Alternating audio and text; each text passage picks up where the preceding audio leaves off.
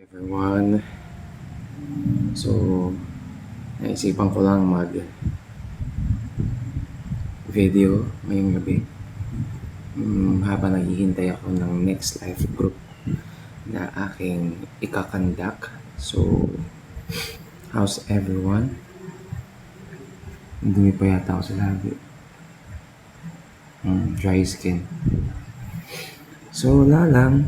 I hope and I pray na ang mga puso natin ngayon ay actively receiving God's presence. Kasi alam nyo, ito ako nililid ngayon ni Lord sa video ito na mas lalo nating gawing active yung puso natin to welcome God's presence wherever you are. Kasi yung presence ni Lord talaga yung magbibigay sa atin ng tunay na strength, ng peace, ng joy, happiness. I don't know. Everything that we need is in God's presence.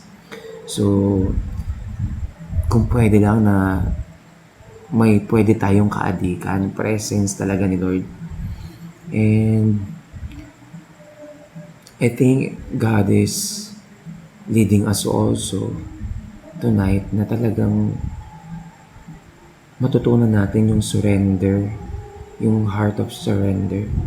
Kasi ito talaga yung mag-i-empty sa atin sa lahat ng weight, sa lahat ng discouragement, sa lahat ng fear, doubt, and sa lahat ng negatives na nag-i-intrude ng puso natin.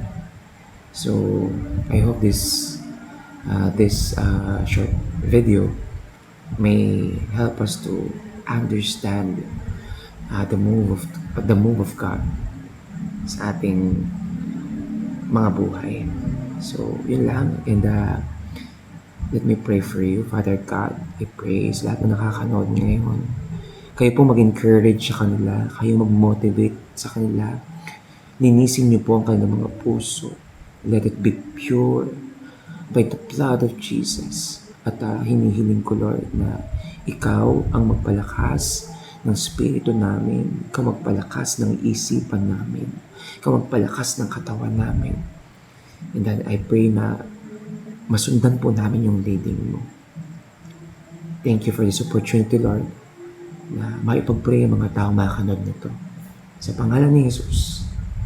Amen and amen. God bless everyone.